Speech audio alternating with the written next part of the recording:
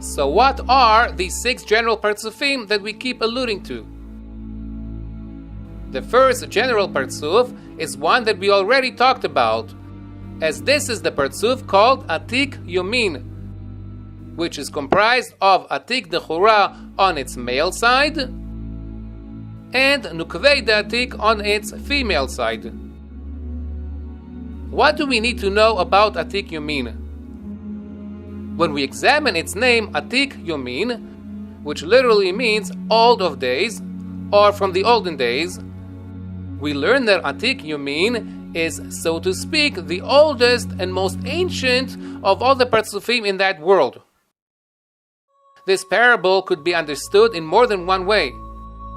First of all, this parable is certainly appropriate since Atik Yomin is indeed the first Partzuf to come along in any world.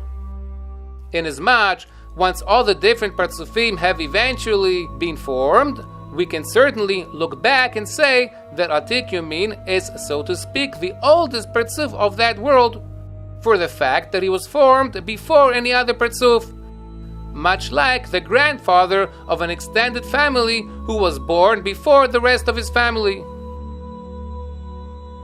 But there's another way to explain why the Kabbalists have attributed the name Atik Yomin to the first general Partzuf. The Arizal explains that Atik Yomin is full of mercy, more than any other Partzuf, much like the way that an old white-haired grandfather is a lot calmer and a lot more merciful than the younger generations, as by that age our old grandfather has learned how to suppress his anger and dinim, letting only mercy and composure shape his attitude and behavior. And this is why the verse in the book of Daniel refers to the Almighty by the title Atik Yomin, alluding of course to the endless measure of mercy that the Almighty is capable of when He relates to us with a Partzuf known as Atik Yomin. The second general Partzuf in any world is called Arich Anpin, and it too is comprised of 2 private Partzufim, as Arich the Chura makes up his male side on the right, while Nukvei the Arich makes up his male side on the left. And much like his predecessor Atik Yomin, Arich Anpin is also full of rachamim. In fact, in Aramaic, Arich Anpin means holds his wrath, since this Partzuf is also notorious for its measure of restraining the dinim, letting only the measure of mercy shape his behavior. Inasmuch that even when the nation of Israel sinned down in this world, and the measure of din naturally demands to exact vengeance upon them, then should the Almighty choose to do so, He may, so to speak, put on Partzuf Arich Anpin and hold back His own wrath. And when the Almighty does that, then instead of punishing us immediately, He waits even longer for the nation of Israel to realize their shortcomings and repent. And like Atik Yomin, Arich Anpin is also described as an old, merciful grandfather with long white hair, which of course begs the question, what's the difference between Atik Yomin and Arich Anpin? Perhaps we can take the allegorical liberty and make a fine qualification between these 2 Partzufim and compare Arich Anpin to the grandfather of the Partzuphim, what would make Atik Yomin the great-grandfather of the Partzuphim, so to speak. And although both Atik Yomin and Arich Anpin are certainly exemplified by their measure of chesed, nevertheless, Atik Yomin has even more chesed than Arich Anpin, much the way we would expect that a 90-year-old great-grandfather will act with even more chesed than his 60-year-old son, although his son is also a white-haired grandfather already. And God willing, further on in our learning, we'll discuss an even more intimate connection between Atik Yomin and Arich Anpin, but one thing at a time. The third general Partzuf in any world is called Abba ve'Ima Ilain, literally the greater Abba and Ima.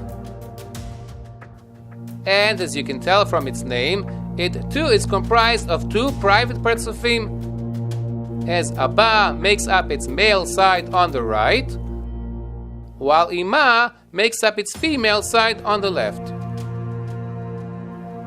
Unless you jump the gun and ask why this general Partzuf is referred to as the greater Abba and Ima, I'll tell you from now that this Partzuf is called greater in comparison to the fourth general Partzuf, known as Yisrael Saba Tevunah. And since the third general Partzuf is referred to as the greater Abba and Ima, then by default we can consider the fourth general Partzuf, Yisrael Saba Tevunah, as, so to speak, the lesser Abba and Ima. And if you haven't figured out already from all the different terminology that we've been using in the last minute or two, it comes out that both the third and the fourth general Partzufim function, so to speak, as the parents of the Partzufim, as we'll soon see why. And that begs the obvious question: what's the difference between the third general Partzuf, known as Abba ve'Ima Ilain, and the fourth general Partzuf, known as Yisrael Saba Tevunah? Perhaps we can again take the allegorical license and compare Abba ve'Ima Ilain to mature parents with a lot of parenting experience under their belts. Inasmuch, after many years of parenting, this mature set of parents have gained much more composure, and therefore their dinim are much more restrained than during their youthful days. On the other hand, Yisrael Saba Tevunah could be compared to younger, less experienced parents who haven't yet mastered as much composure towards their children.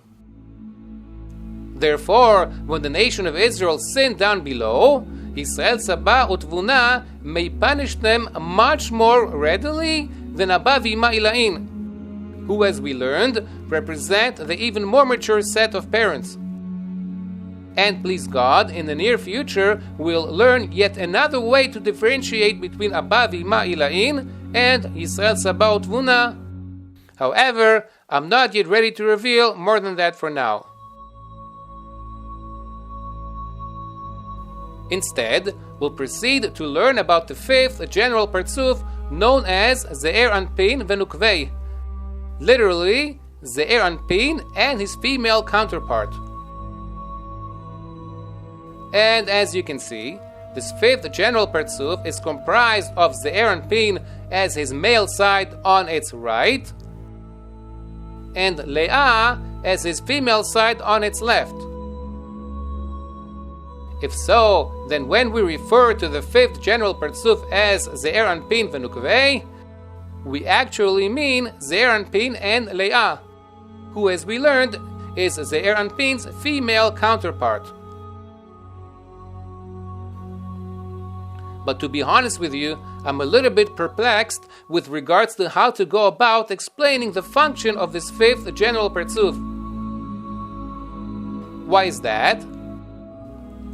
Because in the writings of the Arizal, we actually find several different statements that lend towards various different understandings regarding the form and the function of the Partzuf known as Zeir Anpin Venukvei. I therefore chose to go along with the methodology of the Holy Rashash with regards to the fifth general Partzuf in each world, which is Zeir Anpin Venukvei. According to the Rashash, the fifth general Partzuf should be viewed as, so to speak, the male son of our allegorical family of Partzufim. And since the fifth general Partzuf is, so to speak, the male son of our family of Partzuphim, by default, that means that the sixth general Partzuf, i.e. Yaakov Verachel, must therefore be the female daughter of our family of Partzuphim, so to speak. And as it is clearly evident from the name of the sixth general Partzuf, It too is comprised of two private Partzuphim, as Partzuf Yaakov makes up its male side on the right, while Partzuf Rachel makes up its female side on the left. And do not be surprised with the fact that both the male son and the female daughter of our family of Partzuphim actually have a male and a female side of their own. Why not? Because human beings are also comprised of a male and a female side, which they respectively received from their physical father and mother. In fact, the sages of the Talmud actually alluded to the secret in Masechet Nida when they taught us that man has three partners: his father, his mother, and the Almighty. His father endows the white material from which his bones and his sinews and his fingernails and his brain and the white color in his eyes are formed. Meanwhile, his mother endows the red material from which his skin and his flesh and his hair and the black color in his eyes are formed. And since this is certainly the case in the physical world, then don't be surprised to find the same phenomenon in the spiritual worlds as well, where every single general Partzuf, be it a male Partzuf like Zeir, Anpin, Ve-Yosher, or a female Partzuf like Yaakov, Ve-Rachel, are always made up of a male and a female side. In summary, the fifth general Partzuf in each world is called Zeir, Anpin, Ve-Yosher, and it functions as the male son of our family of Partzufim, while the sixth general Partzuf in each world is called Yaakov Ve-Rachel, which functions as the female daughter of our family of Partzufim.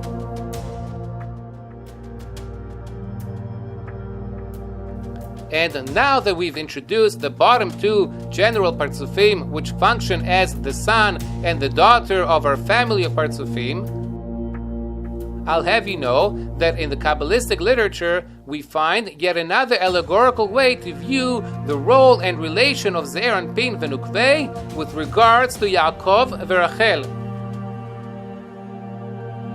And although these two general Partzufim do indeed function as the male son and the female daughter of our family of Partzufim, nevertheless, you should know that they are also husband and wife, so to speak. And that too shouldn't surprise you too much, since we actually find precedents to this phenomenon down here in the physical world. Where?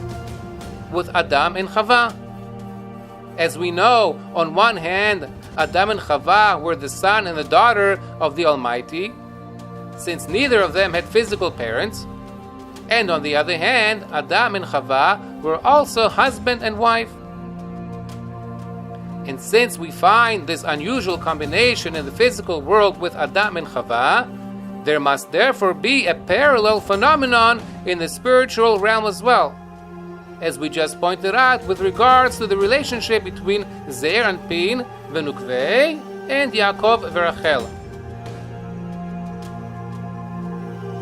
And according to the husband-wife relationship between the bottom two Partzufim, you should know that since the fifth Partzuf, Zeir, Anpin, Ve-Yosher, is the male side of this relationship, therefore in Shir HaShirim, i.e. in the Song of Songs, Shlomo HaMelech compares this Partzuf to a young black-haired man in the verse Kevutzotav taltelim shechorot ka'orev.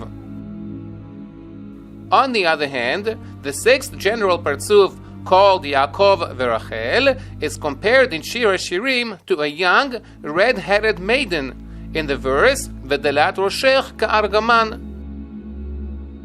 And in Etz Chaim, the Arizal explains the parable of the red hair as reference to the substantial increase of dinim that we find in the sixth Partzuf, which, as we pointed out, is a female Partzuf.